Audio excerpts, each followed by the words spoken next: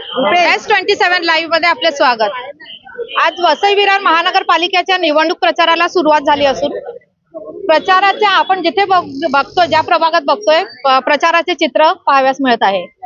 प्रभाग क्रमांक 29 मधून शिवसेना उद्धव बाळासाहेब ठाकरे गटाचे उमेदवार उपस्थित आहेत। तर आपण जाणून घेऊया कोणत्या मुद्द्यावर आणि कोणते ध्येय आहे तुमच्या निवडणुकीचे।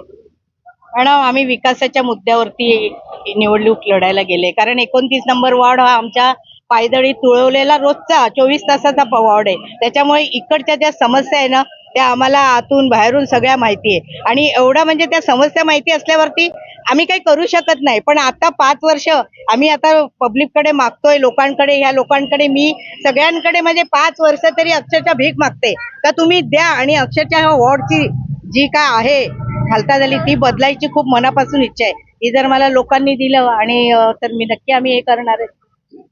आता गटार, पाणी आणि हे सगळे समस्या तर आहेतच, पण शासनाकडून आपल्याला भरपूर म्हणजे अनेक योजना आहेत, तर त्या योजनांचा महिलांना लाभ होईल अशा योजनांवर कसं काम करायचं? आता मॅडम, खरं सांगायला सांगू, एवढे वर्ष नगरसेवक बघते, निवडून गेलेले आहे।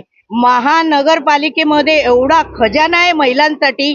तुम्ही म्हणणार विधवा महिलांसाठी, एक मुलगी असेल त्यासाठी, 2 मुली असेल त्यासाठी, विधवा महिलांसाठी, म्हाताऱ्यासाठी, म्हणजे कुठली अशी नाहीये महिला का त्या योजना आहे। सिलाई मशीन आहे, ब्युटी पार्लर आहे, बऱ्याचशा योजना येतात। पण आजपर्यंत मला ह्या गोष्टीची खंत आहे की नगरसेवकांनी हे पॉकेट उघडलं का नाहीये। आजपर्यंत कुणी नाही मला सांगितलं का मॅडम आम्हाला असं का, आम्ही विचारतो की तुमचे नगरसेवक आहे, कुठे काय दिलं का, ना आम्हाला काय माहितीच नाही। मग हे कुठे जाते, महानगरपालिका हे कुठे टाकते, एवढी वर्ष कुठे टाकलं, ते पॉकेट आम्हाला उघडायचं खूप इच्छा आहे। तर मला जर नक्की दिलं तर ते महिलांसाठी हे पॉकेट मी सगळ्या आज इथे मस्जिदीच्या समोर सांगते, हे मी नक्की उघडणार। तेच तुम्हाला त्याच्यावर मेहनत करावी लागेल।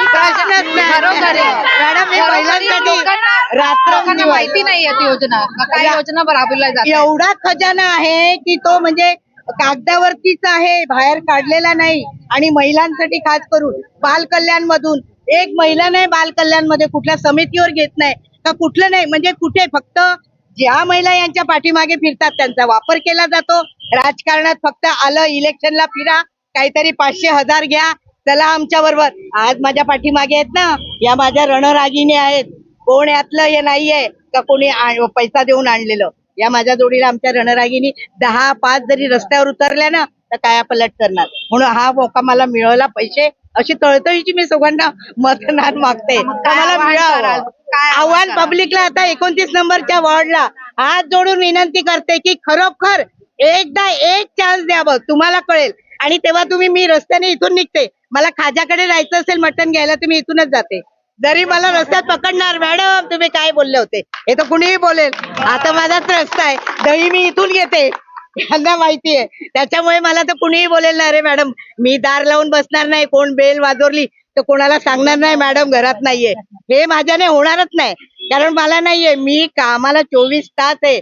तुमचे पत्रकार असू दे, सगळ्यांना माहिती आहे, पोलीस स्टेशन, माझा पक्ष बघत नाही, मी काय बघत नाही, रात्र नाही दिवस नाही, उलटे विरोधी पक्षाला ती होते धडक भरते की अरे ही तर कोणाचंही काम करते, अरे तिच्या त्या येणाऱ्या लोकांचं काम झालं, त्यांना धमक्या, अरे तुम्ही तिच्याकडे कशाला गेले, तुम्ही काम नाही करत भया म्हणून माझ्याकडे आले, तर त्याचं होऊ द्या ना काम।